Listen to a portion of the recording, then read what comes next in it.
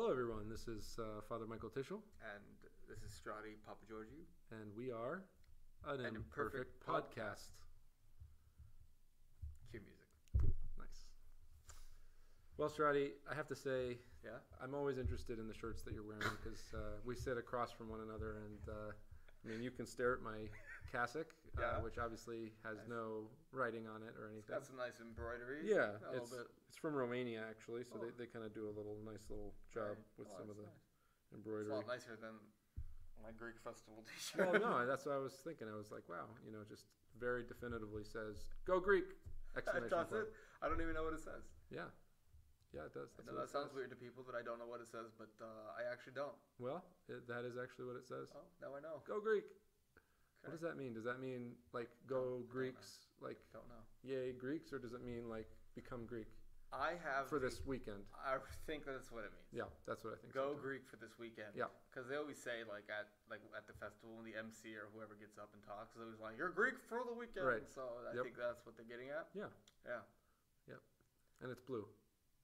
Which makes sense as well. Right. Greek So good. The flag of the Last episode, you were sporting the hamburger joint inside, Yeah. not inside out, In-N-Out burger. Yeah. With the Or no, it was Tasty Burger. I thought it was In-N-Out. That was Tasty Burger. Really? Okay, maybe it was Tasty Burger, but Either it had way. the hamburger and then like the Yeah. the rays of light The rays of light. emanating, the mandorla. The mandorla. I first discovered that word mandorla when we were doing a video, on one of our videos on TrisagionFilms, where he talks about the mandorla Mhm. around Christ. Mhm. And I wrote the guy who writes it, or not wrote him, I spoke to him, and I was like, "What's the mandorla?" He's like, "That's what it's called." Yeah, it's a very funny. It's a funny. That's term. what it's called. He just kind of shrugged it. Yeah. That's what it's called. I wonder what the etymology is behind that. Latin, maybe? Yeah, I don't know. I don't know either. Mandorla. Sound Greek. It What is doesn't. that? Yeah, it doesn't sound Greek. It almost sounds like Mandorla, like an Indian city, like a city in India, like Yeah, it does. Mandorla. Yeah, Right? it does. Shangri-La, Right. Mandorla. Mandorla, right? Yeah. So we're getting a little Eastern here Yeah. and off topic. Oh, too east. Too Oh, Eastern. Yeah, too east. Yep, too east. Yeah. Far east. Yeah, far. Let's Yeah. bring it back a little. A little west. Yep, little west of yeah, east. We gotta reorient here. Yep. Unintended.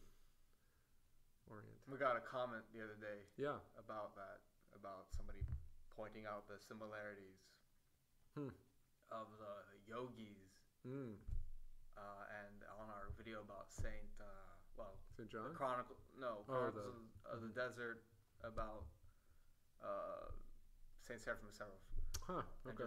person was just going on, just Yeah. saying how. I've heard. I feel like Saint Seraphim gets picked up by a lot of like Far Eastern Does he? religions. Yeah, just I think because like they sort of like what's the word for it? They sort of focus on the experience with of light with what's his name, with the visitor merchant. We Um, didn't do a video on. We didn't have that. that wasn't in the video. I know, The but picture but of it was in the video. Yeah. He was not a merchant. He was some sort of soldier, general. I thought he was a merchant. Well, the pictures of a man of uniform. Man yeah, in okay. uniform. Maybe he was like a sea Could it be captain. another? Merchant, sea captain merchant. Maybe. His name I don't is actually like know on the the tip story. of my brain. It's not, but then like the first thing was like Raskolnikov, which I know obviously it wasn't, and it's somebody's going to be shouting it out in our podcast. It is. Hang on, Conversation with Matovilov. Yes, Matovilov. Insert Russian name Yes, for me. I don't exactly. know. Yeah, but basically it was like this conversation. Matovilov was struggling to find sort of an answer to some of his deep existential questions about, I think, what is the purpose of life, basically. And it ultimately came down to the acquisition of the Holy Spirit, the Spirit of peace. This is the reason why I think he was a merchant, because Saint Seraphim used this really beautiful metaphor of like buying and selling with virtues. He might have had it might be another story. Yeah, it might be another story. As Anyway, well. yeah. So but then like I think Matovilov was like, I still don't really get it, and then finally he's like, this is what it's all about, and he starts like radiating the uncreated light, and Matovlov is like, your face is all bright and shining, and Saint Seraphim's like, yours is too, and like they share this moment of like, Wow. So I think a lot of people sort of like are attracted to that story, but they also kind of decontextualize it. Yeah, this person was just generally making a statement about asceticism. Yeah. Okay. Interesting. But that's not the more of like the mystical experience aspect. That too. Okay. But not that story. Not that particular story. But that's interesting how. Yeah, and it might not even be that particular story. It's more of just like Saint Seraphim was a very joyful, very peaceful, very mystical figure. But anyway, it's neither here nor there. Yeah. So, yes, what are we doing? We are just really grateful for being here. Really thankful. It's all right. Yeah, Thanksgiving's around the corner. Yep, this is our Thanksgiving special. I feel like we need like a little sting, a little musical. Yeah. Ba-da-ba-da-ba. Yeah, and we just, we want to kind of bring it back to Thanksgiving. Obviously, it is what it is. Yeah. It is Thanksgiving, and people, usually talk about giving thanks during this period. Mm-hmm. And what does that mean to give thanks, and why do we give thanks, and what is Thanksgiving, and are we still recording? Yes, we are. Yeah, so just a little reflection on that from us is what we're. Well, so it's generally it's an American holiday. It is, yeah. Canadians do it on a different day. Yeah, really? Yeah, but it's not the same. It's not from the same source. I don't remember exactly what their Thanksgiving is in reference to, but yes, they do have a Thanksgiving, but it's on a different day. Interesting. I know. Huh. Fascinating. I didn't know. I mean. So it's a North American phenomenon. North American for sure. Yeah. So not just United States. Yeah. Apparently. I also believe the country of Eritrea has a Thanksgiving as well. Okay. Any other countries? No idea. Okay. Just kidding. Oh, you were kidding. Yeah, that was a joke. I'm sorry. Djibouti also. Djibouti. Yes. That was actually the first country I was in. Yes, because of that fellow that we met. Did you meet the guy who was stationed in Djibouti at the where? At the young adult maybe gathering. Maybe. Yeah. Which young adult gathering? On this past Thursday. There was a guy stationed in Djibouti? He There's an American base in Djibouti? Yeah, apparently, yeah. He had been stationed in Djibouti in the Navy. Nobody's going to ever hear this. We're just talking. Yeah, we're going to cut this off. Yeah, we're getting cut out. Cut it off, cut it out. Off. I had a teacher in middle school who said, he came in, it was geography class. He goes, I made up this rhyme, guys. You're going to like it. We're like, okay. We're all a little fruity because we all love Djibouti. Wow. God rest his soul. He passed away. Oh. He was a pastor, too. Sorry. So, anyway. Yeah. I think my question when it comes to Thanksgiving is, I think all of us probably agree on the fact that when you do try, even just for a moment, to be grateful for some aspect of your life, it opens up sort of a feeling, a sense of just positivity, of kind of light in the midst of difficult circumstances. And I know, psychologists and people have talked about, the benefits of gratitude and how it's some of the chemicals that are released in your brain are very healthy, and it does things for your brain that is very good, and that's my kind of technical scientific We always start explanation. off on the kind of surface level, or like material or the created level, exactly, perhaps, which is and it's good because we're trying to be rooted in reality, and then we kind of rooted in the more kind of like immediate reality. Reality rather than right. So it feels good. It feels good. It's reality too. The rest of it is definitely reality. It feels good, right? It feels good to give thanks. Sure. But there's two elements that I kind of want to explore with you if you're interested, which is the first being, it's very intuitive to give thanks. Oftentimes I feel like my default sort of like going with the flow way of being is like these subtle, automatic, like negative thoughts and like complaining thoughts, I guess you could say, about life. Oh yeah. Right? Yeah. Well, yeah. I mean, yeah. I'm saying mine because I just want to own it, but perhaps other people share that experience as well. And then the other aspect. So I guess the question is like, what do you do with that?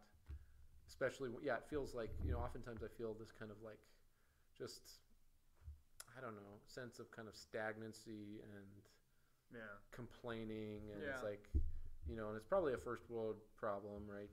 I bet you everybody complains. Everybody complains, I'm sure. I mean, I think we find it in like the Bible. Yeah, and that was the Israelites murmuring 2,000 years ago. So it's true. Yeah, so it's murmuring against Moses when they're in the wilderness. That certainly wasn't a first world problem. Right. They were in the middle of the desert. Right. So you're referring to complaining about first world problems. Right. Exactly. It's like I'm not complaining about the fact that I don't have any food. I'm complaining about the fact that.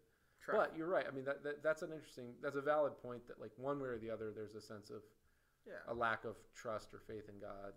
That God's and a forgetfulness of what God's already done for me. Yeah, and I think that even in a place that isn't as technologically advanced, or a time period that's not as technologically advanced as we are now, they doesn't mean they're not living well, right? And so they can still be complaining about some minor detail in life, right? Like oh, the party didn't have enough wine last night, right? Oh, it always has so much wine. You can complain about anything. You can complain about anything, and I think that's always been the case. Even I think that's a first world problem: complaining about not having enough wine, or not having the musicians weren't good.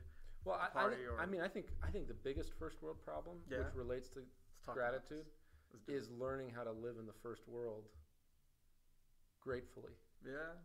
Well, no, I'm serious, because like I was thinking about this morning actually, about how well I have it, and in many respects, and yet like I still have a hard time staying positive and staying grateful. And it reminded me of St. Paul's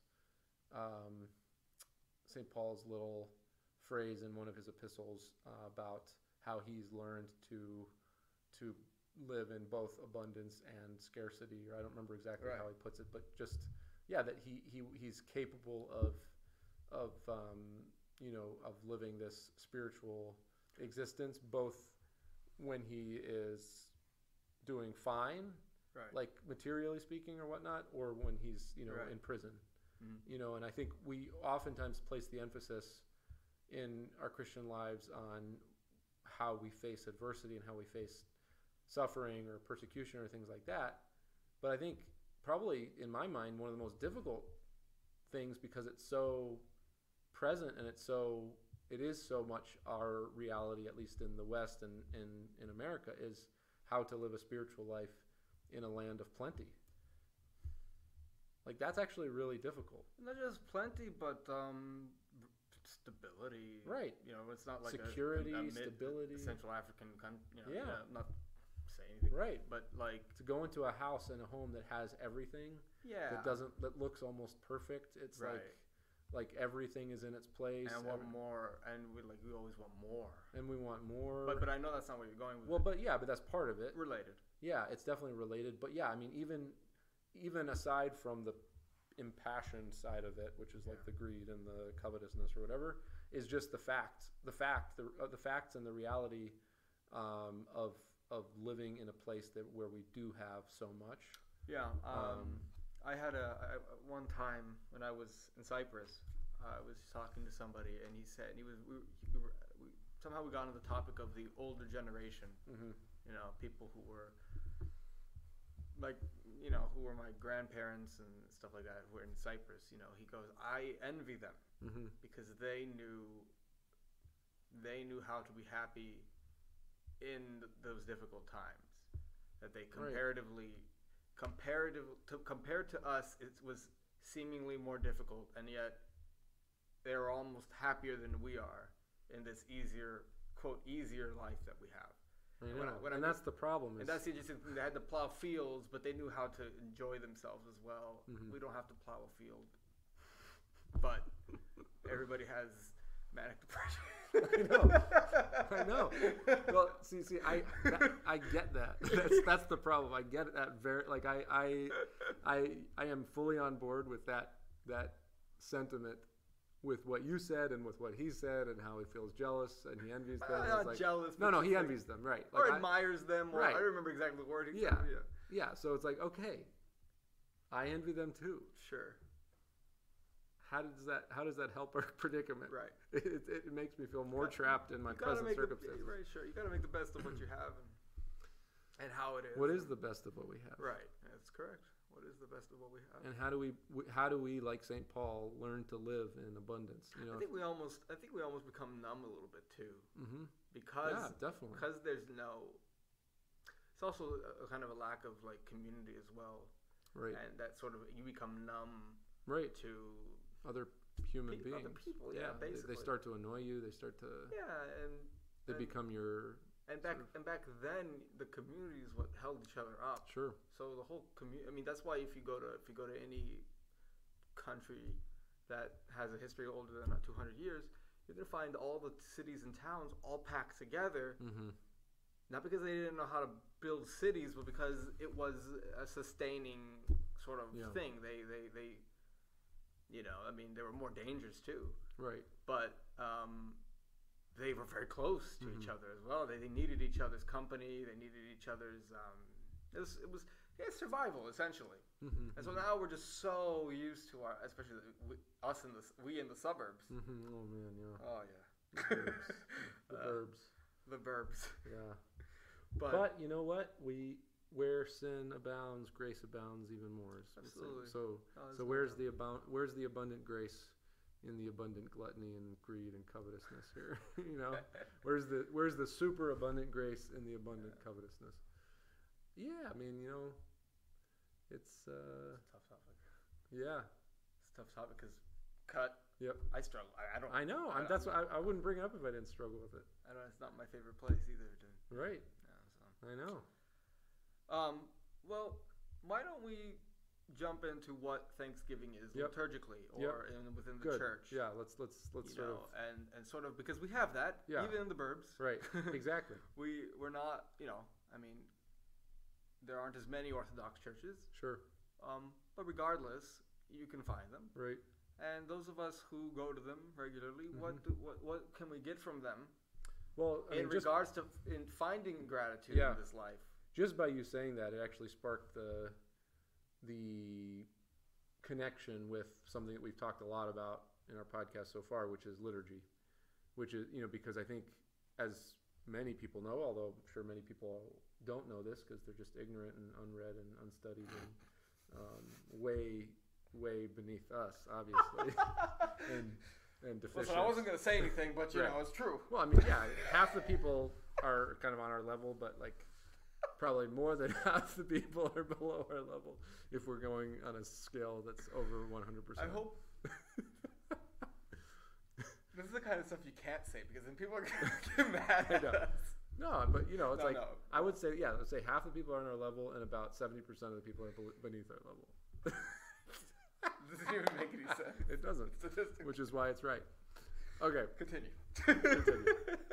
So, what was I going to say? Oh, liturgy, right. So, also, cut. Try and look at that. Thank you. Yeah, it's okay. Right, sound. So liturgy is interesting. I mean, what's the central focus of liturgy, right? It's the Eucharist.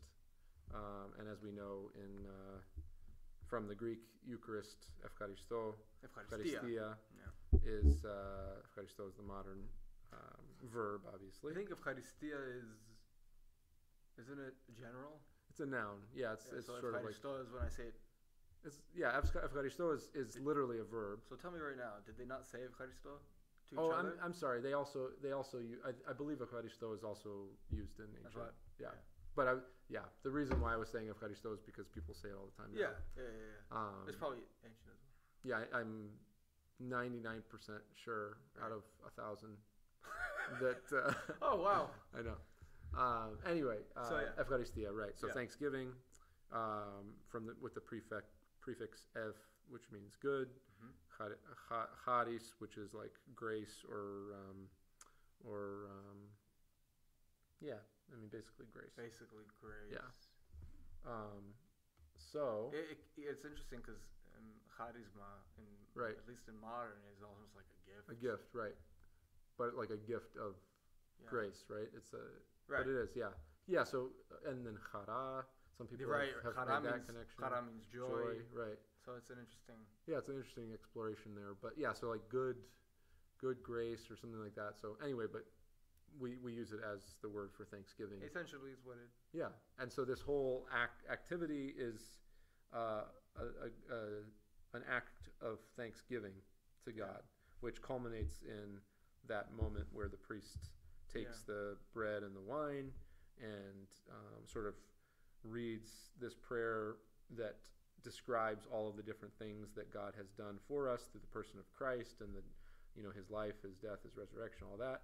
And then kind of like ending in saying, and because of all these things, right, we offer to you what is already yours, not your own of your own. We offer unto you in behalf of all and for all, right? So and he literally raises up the chalice with the wine in it and the discos, or the plate with the bread on it, and offers it all up to God, right? So which has many different levels, because you could talk about just on the level of the food, right? It's wheat and grapes that have been transformed by the work of human beings into bread and wine. Bread being that which sustains us, wine being that which gives us abundant life, right? So we have life and we have it more abundantly, and all of those being raised up to God. But also the fact that prior to liturgy, the priest has taken that bread and done this whole other service of proskomidi, which then turned the bread into like the whole body. Basically, you have the lamb in the center, which is Christ, and then around him you've got the Mother of God, all the saints, and then all of the different people that are being commemorated. We will be doing a video on this. Good. We have a script, an old script. Nice. Yeah. For proskomidi. For proskomidi, awesome. And I'm gonna start shooting this Sunday. Great. Okay, so check out our next liturgy. Great. So check out the TrisagionFilms video on proskomidi at some point to get a more kind of like in-depth understanding of that. But so there's many layers to what is being offered back to God, right? It's on that very basic, essential layer of bread and wine, but then you also get this whole symbolic and symbolic in the real sense of like the entire church is being offered up, and then what do we receive back, right, after we've offered? So God's so that the offering up is a response. Why? Because your own of your own we offer unto you, right? In other words, you've already given us all this stuff. Mm-hmm. We did a little bit of our own thing to use our free will, and now we're giving it back to you as a response. Right. Okay. So even in that sense, there is a gratitude, sort of an action of gratitude, an action of of responding to what's been given to us by giving it back to God in gratitude. And then the second moment of this sort of dialogue, you could say, or this relationship is through the voice of the priest, God responding to us and saying, holy things are for the holy people of God. Right. In other words, okay, now that we've offered it up, what do we get in return? We get not bread and wine anymore, but we get the very God himself, incarnate in human form through his body and blood. Spiritually speaking. Yeah. So, what does this all say about the centrality of Eucharistia, of gratitude, as far as worship is concerned, right? I mean, in other words, what I'm trying to get at is I think the very epicenter of our existence as Orthodox Christians, both in faith, but we would also argue in life itself, is worship, is liturgy, and at the very epicenter of liturgy is gratitude. Right. So something has to be said about gratitude if we're going to talk about liturgy. Right. I think it's fascinating that every liturgy is a Thanksgiving. Right. Thanksgiving meal, if you want, Yeah. and the very spiritual one. Mm-hmm.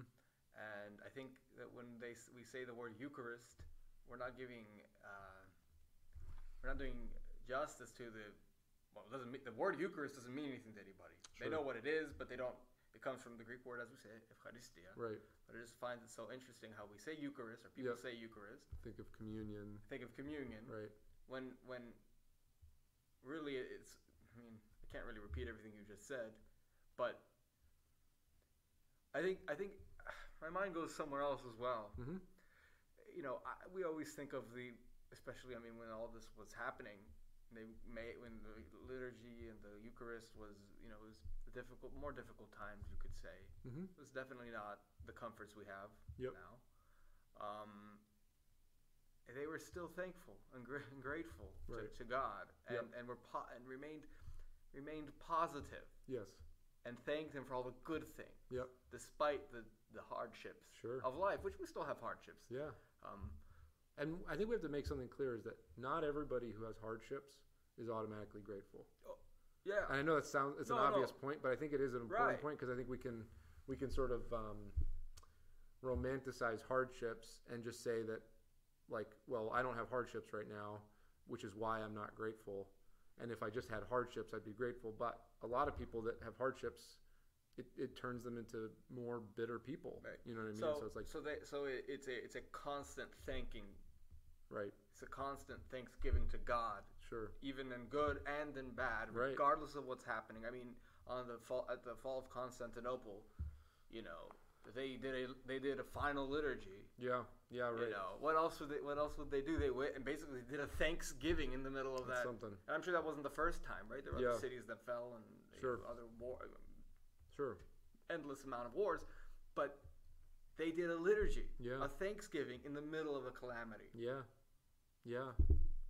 So, I mean, from this, like, I think my sense is that, like, if we're going to talk about gratitude and, like, how to be grateful in abundance or how to be grateful in scarcity, I mean, to me, the answer is becoming very clear, which is it's liturgy. I mean, I think it has. I mean, I think there are many other elements to it, but I think as far as like where we actually get the strength to be Christians, right? Both in abundance and in scarcity, I think it has to be in relation to and in contact with that divine human dialogue that occurs, right, where we offer everything up. Well, it keeps reorienting you, reorient. It keeps reorienting you towards the source of it all. Yeah, and to good, right, to positive, yep. to that. Yep, and not just good and positive on a created level, exactly, but on a like. It's like the source of everything. Exactly. Right? Yeah, that's what I'm getting at. Yep. Like when I say good, remember I think we just heard the liturgy yesterday. Yesterday I became a yesterday. Yes. From New York. New York. Sunday's gospel. Was it Sunday's gospel? Yeah, the good teacher. And he said, "Why do you call me good? For only God is good." So when I'm saying good, you're talking about it on that level. Exactly. It orients you toward what is good. It's beyond a moralistic understanding. And that's why I think the liturgy is so fundamental, because it goes beyond just having grateful thoughts. Like we talked about it on a psychological level, right? And how like writing down what you're grateful for, going around the table saying what you're grateful for, positive thinking. Like there's nothing wrong with that. It gives you the warm and fuzzies. You have the right chemicals are being fired off in your brain, right? Right. No, and that certainly can be an extension of, as Father Alexander Schmemann talks about, the liturgy after the liturgy, right? Right.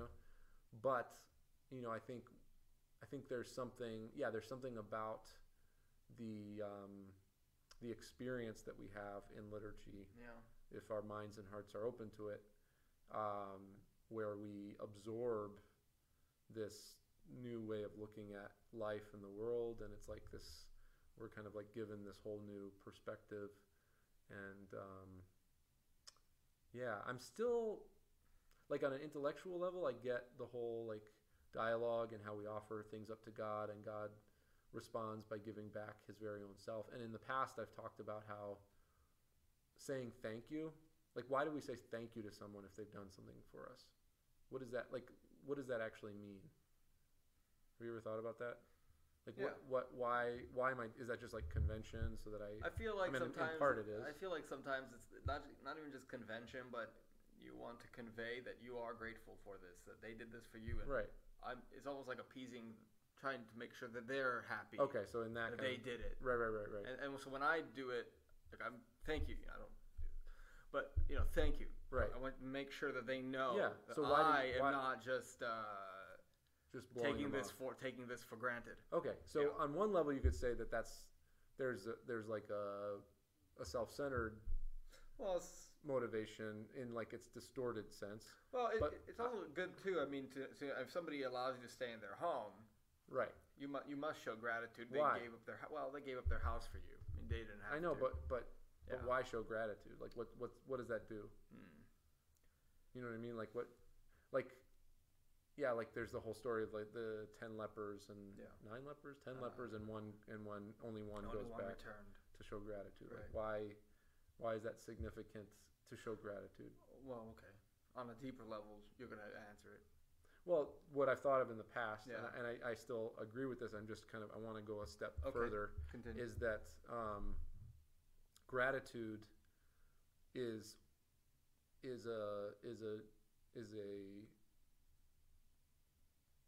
at its core, it's an expression of relationship, Yeah. right? So someone does something for you, okay? Or someone gives something to you, let's say, on a very tangible level. Let's say it's a Christmas present, okay? But in any time someone does something for you, they've given something to you, right? Maybe intangibly. Their They attention. gave you a cup of water. Yeah, whatever. Their love, some gift has been given to you, okay? And what I have come to is that when someone has given something to you, you have a choice of whether you can focus on the gift or whether you can say, or whether you can understand the gift as an extension of the giver. Mm-hmm. Yeah. So, like, yeah, someone gives you a really cool toy truck. Yes. Okay. It's like, wow. Like, in and of itself, the toy truck is actually really, really cool. Yeah. Right. But I think we've all been, or hopefully at least one point in our life, we've been in this position where someone gives us a gift, and the gift is so in line with who we are. Okay. And like so much hits the nail on the head that the love of the person giving it, in the sense that they are aware of who you are, and they're cared so much to kind of like give you the gift that matches who you are, actually like outweighs the gift itself. Yeah. Right. So like on the one hand, like you could have some random stranger who doesn't know you at all, but who's just super wealthy, give you a Jaguar. Sure. And you're like, oh wow, this gift, the Jaguar in and of itself is just like this incredible. But I don't know this guy from Adam. Yeah, you don't know the guy from Adam, and it was just because he had a lot of money that and he could. Yeah, he just like randomly gave you this gift. Sure. So you're focusing now on the gift.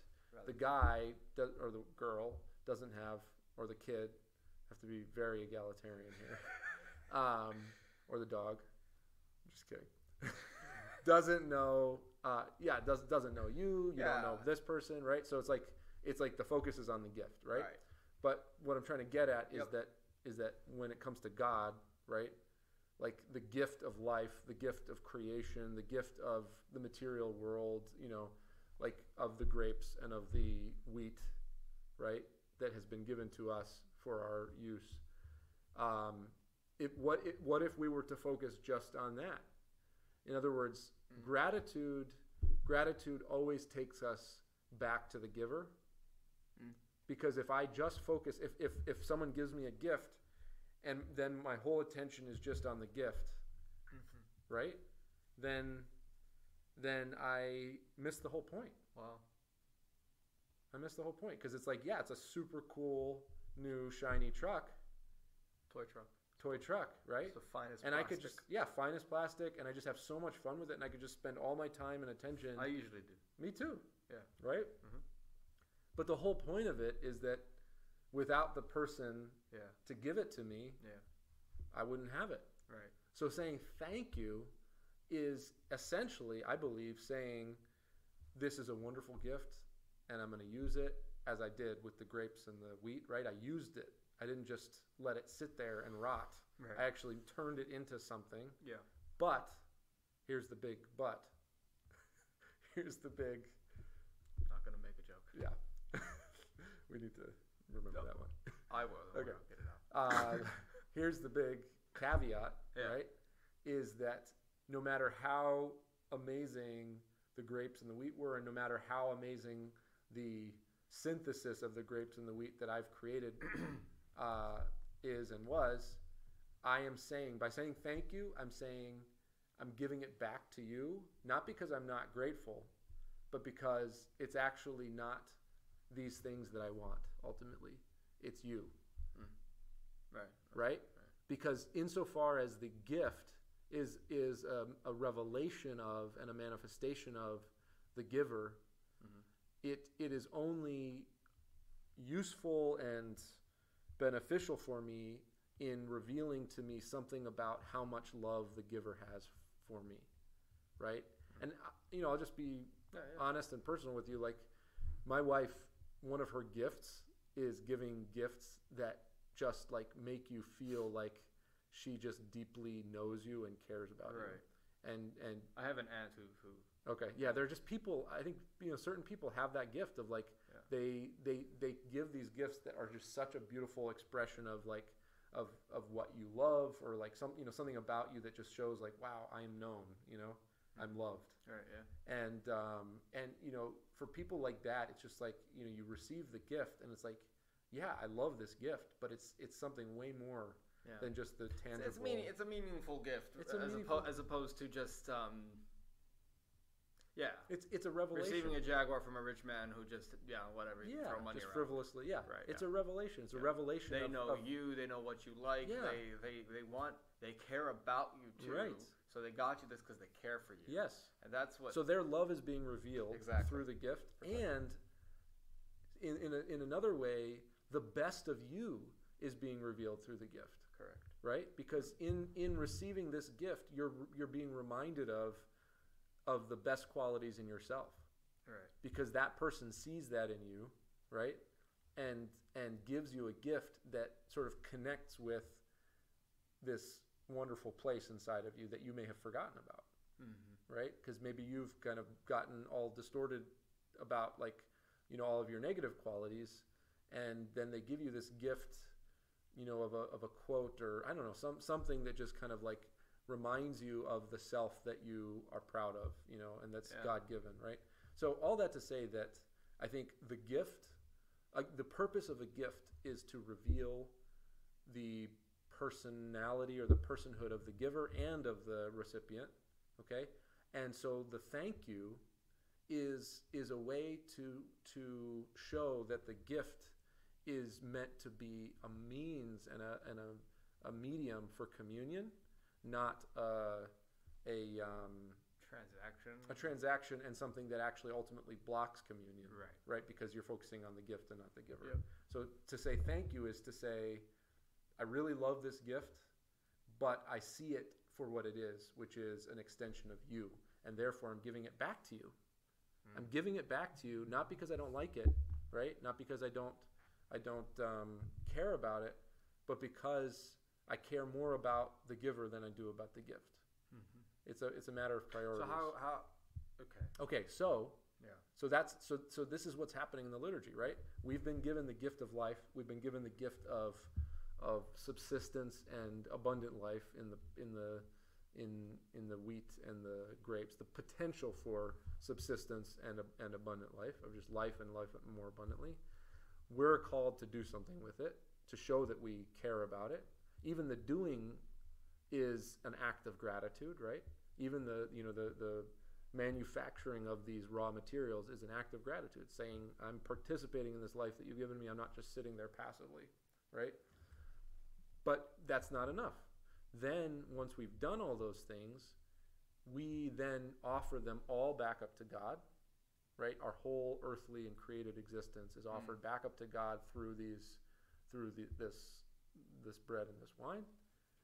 And God receives that offering as an expression of our love and of our gratitude for all that he has given us, and absorbs that, you could say, into himself, and gives us back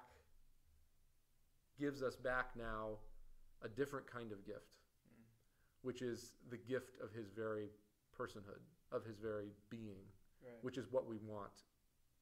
That's what we really want out of life. We don't Right. want, like, the material stuff is great, but it's through the material stuff, right, that God gives us himself. God Yeah. became flesh, Yeah. right? The Word became flesh. Mm-hmm. So it's actually through matter that we're able to commune with God. Right. So that Yeah. gift is not just a, yeah. So then by receiving communion, we are now participating in the life of the giver, and we've transcended even that level of just enjoying the gift itself. Right. And that's why I think, liturgy is so important, and gratitude is so important, is because it enables communion with God and with one another, Yeah. right? By truly being grateful, not Yeah. just in a flattering kind of way, right? By truly being grateful, by identifying, first of all, true gratitude, I think, requires us to identify what it is that other person has given to us, really. Because I could say, oh, thank you, Strati, for just all that you've done for me. Mm-hmm. It's like, okay, but what has Strati done for me? Well, thank you for being a good conversation partner, Strati, because without you, I'd be talking to my bathroom wall, because nobody else would listen to me. Or I talk to my wife, who just falls asleep while I talk, which is good for my pride. But thank you for allowing me to bounce ideas off of someone who cares about them, Right. off of someone who has insights and who sort of opens those ideas up Right. and gives them back to me. You're welcome. So thank you for doing that. Thank you for producing quality messages about our faith through a beautiful, art form, in the form of TrisagionFilms. I think it. Thank you for your sense of humor. Oh, stop it! Because it uplifts. Okay, I got it. The mood. All right, that's enough. Thank you for. We start saying it back at you now. Taking care of thanking each other. Yeah. So anyway, it's like I care about you. I acknowledge your existence. Right. And what you've given me. Yeah. And has been special. I think it once we participate in the liturgy, we're all kind of probably guilty of it. Sometimes we're there, but we're not there. That's the that's the big thing. I mean, we can talk about all the beautiful stuff, and it's right. In the midst of it, it's like I have a caffeine headache, Right. Right, because I haven't had any. But or some other things are bothering you, or whatever, or anyway. Right. But let's not be discouraged by that. Right. Life is dynamic. Yep. And there's gonna be days when you're not, and there's gonna be days when you are. Yep. But at the end of it, I think that's the beautiful thing is that it's all centered around what you're talking about asking for giving thanks to the Creator of all, participating in that. Right. And with that, you can then transcend that into your average everyday life. Right. And hopefully look around and realize the more positive parts of your life. Yeah. Rather than always the negative. Right. Which I'm very, I'm guilty of that too. My gosh, driving around and I just Yeah. But if and it's not even in theory. It's proven by the saints, right? Yeah.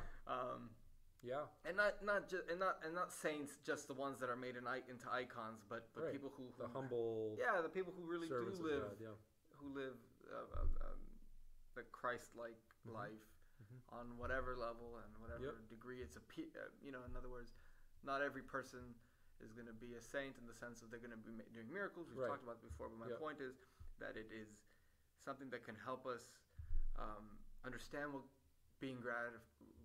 understand what gratitude is. Yes. Yeah. Exactly. And on an intellectual level, on a philosophical level, more importantly, on a mystical, spiritual level. Yep. And in a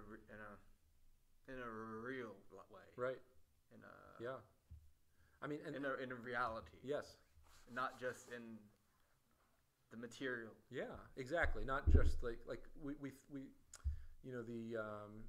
the focus on like the psychological or scientific is nice, and that is one dimension of things. But I think there is a tendency to absolutize that aspect of life. Absolutely, and we're bombarded with it continuously about, we talk about it constantly. Right. So mental health, and sure. And we're nothing but brains and chemicals, basically. And body and flesh. But yeah, this element I think is really beautiful because it shows us how, on a different level, gratitude is a way for us to commune with one another, but even more importantly, beyond just positive thinking and good chemistry, it's a direct means for us to commune with the source of our existence, with the Creator, with the source of everything. Not and the liturgy is the epicenter of that. Yeah. But every moment of gratitude towards God, right, is a mini liturgy, right, on the altar of our hearts. Yeah. Offering up this moment as seemingly imperfect as it is, because the bread and the wine are also imperfect. Yeah. They're not perfect. They're they have their flaws and their whatever they may be. Yeah. They've been made by imperfect human beings, and as prayerfully as possible, but certainly they've got their imperfections. But offering it up nonetheless. Yeah. Right? The whole package. Yeah. Offering it up to God and saying, like, thank you for this gift. Here is my the poor this is what I can fruit give of back. my hands. Yeah. What I can give back. And by doing that, we're given uncreated existence. It's amazing. That's so, I think we're gonna end. Yeah. That's a good. Yeah, I think we're gonna end, but Yeah. No, I mean, I think for me, what it's kind of cemented in my mind is like, the cheesy, somewhat cheesy, but I think still fun practice of going around and saying what you're grateful for. Like what it cements in my mind about that. It's okay. But think about it this way: whether you say it or not. Okay, let's say that you say it, right? And you're just like, you kind of like slightly wince because you're like, this is super cheesy, right? But if you do say it, use it as a moment to be aware of, right? Use it as a prayer. Yeah. Right? And if you use it as a prayer, then become aware of the fact that as you are saying those words and hopefully actually meaning them and offering that particular aspect of your life up to God, right? Then you are receiving, and you can receive, and you can become open to receiving a drop of divine life.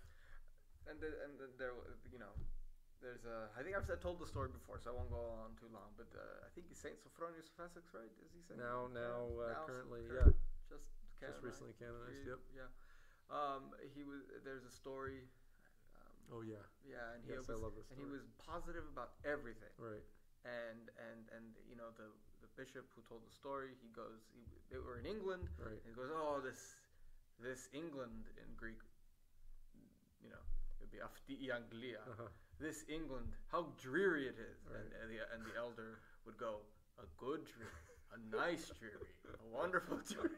That is such a beautiful. Yeah. Yeah. And then something else.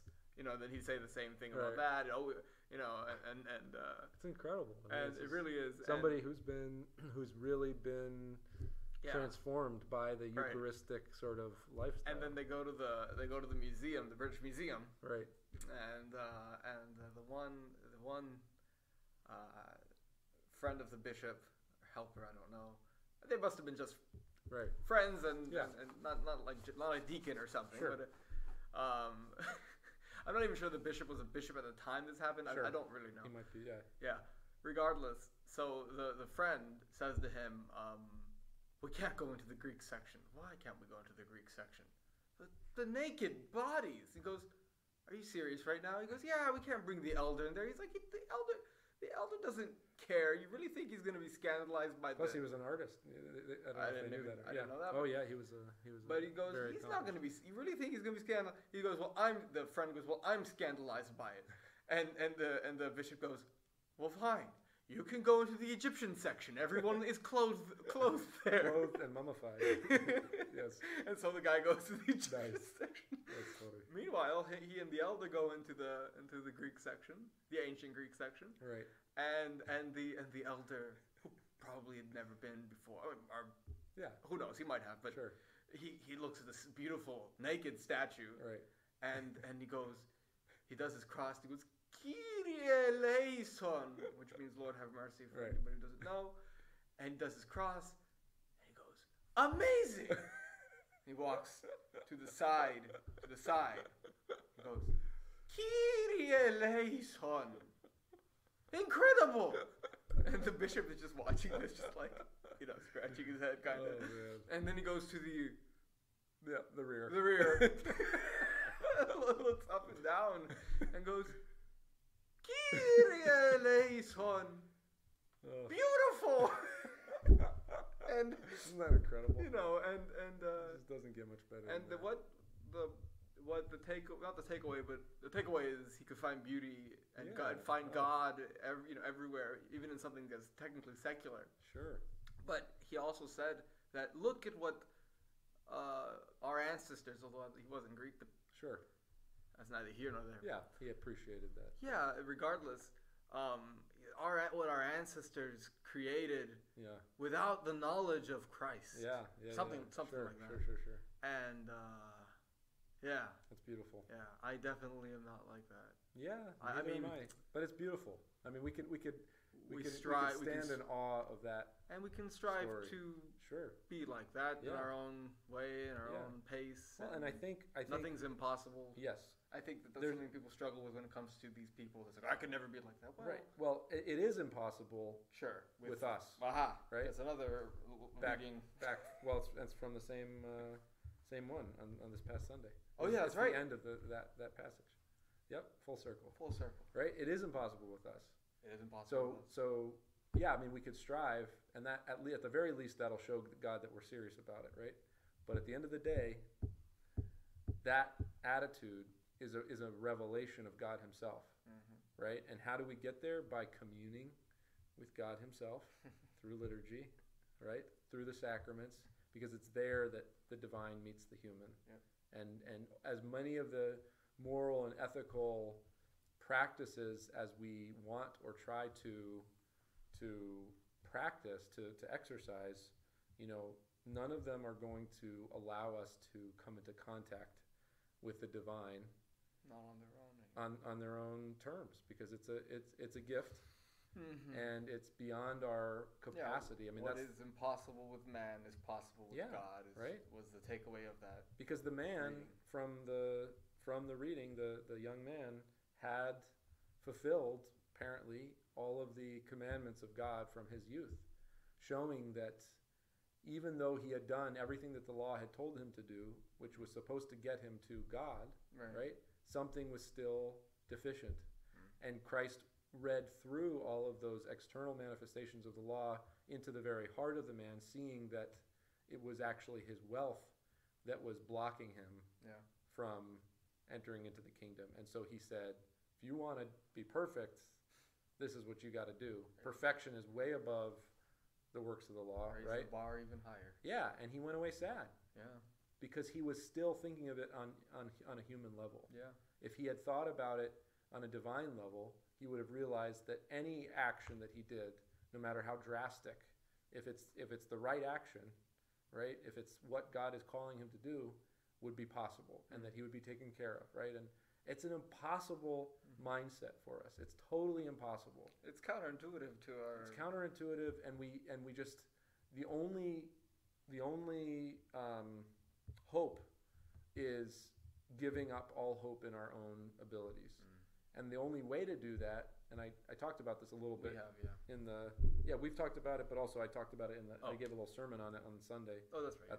At the retreat, was either some sort of crisis that like flattens me to my face and shows me that I am just,